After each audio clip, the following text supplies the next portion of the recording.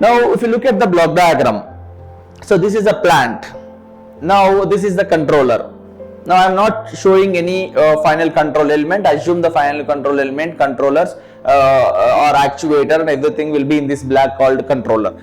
So this is a plant to be controller. The other name for plant is a process or system.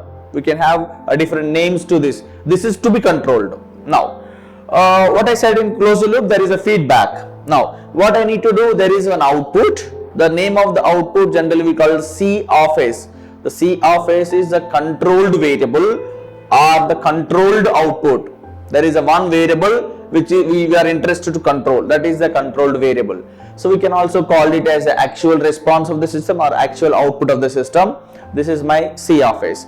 Now you need to have a method, you need to have a device to measure this particular output. So I am using the sensor. So this sensor is going to measure it and it is going to give what is the actual output and feeding to this particular block, which is called the summing point. What is input to the summing point is my reference, right? So we have different names here. This can be called as a reference input or simply input, or we can also call it as a set point, or sometimes it is called desired response. Also sometimes we call it the command signal. These are different names we use, and we use R of S is a variable. It is a reference variable. Now, so we are measuring using the sensor and here. And what type of feedback it is? A negative feedback, because the whole and sole purpose of my feedback is to get the deviation of output from the input, which is the error. Therefore, if I use the negative feedback, then I would get that error. Now, depending upon the error, my controller will take some action. It gives us the controller output, and it is going to change one of the manipulated variable of the plant. That is why the output we can call it as a manipulated variable, manipulated input to the system. And of course the system is subjected with the disturbances. We can have any kind of disturbances in the system. Sometimes there will be some sensor noise also we can introduce into that. Sometimes the plant itself has some modeling noise or modeling error.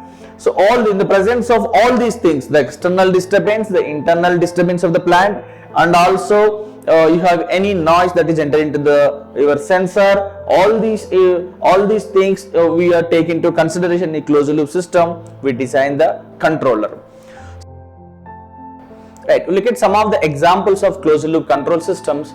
So we can have the bread toast with the human interference and the human driving the car, or automatic temperature control system, a liquid level control, or missile launching and guidance systems, and the position control systems, and many more examples you can say.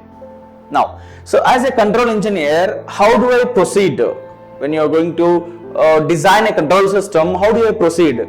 So essentially there are four parts in control system. We can say that the four components of the control system. So when you look at the closed loop block diagram, this is a closed loop diagram which was shown.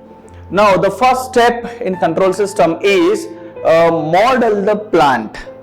We have the plant or a process or a system which is available to me. Look into the system, see how the components are connected and what are the governing equations we have. So based on that, model the plant. So not on the plant, generally we are going to look at other components of the system, like if you have any final control element, we need to have the model to that. If you have a sensor, we need to have the model to that. So you model all the components which are there in the loop. That is called the modeling. The very first part of first component of the control system. So once the modeling is over, then find the stability of the system. The stability of the system. Whether the system is stable or not. If it is unstable, then we need to look at how to make the system stable. So if it is stable, then we go to the next step. So what is the next component? Analysis. We do the analysis. Generally we do time response analysis and frequency response analysis. Essentially in this particular analysis, we look at some of the performance indices. What are the performance specifications of the system? So see that whether your system is giving very good performance specifications or the desired performance specifications or not. So you find out those specifications with you. That is your analysis. Then finally coming to the design. So depending upon the stability of the system, depending upon the analysis of the system, then I am going to design the controller or compensator to my system so that ultimately the objective of the control system should be satisfied. And that in a simple sentence I can say my output of the system should reach the input within a shorter time, or output should be equal to input, or the desired response should follow the your actual response should follow the desired response.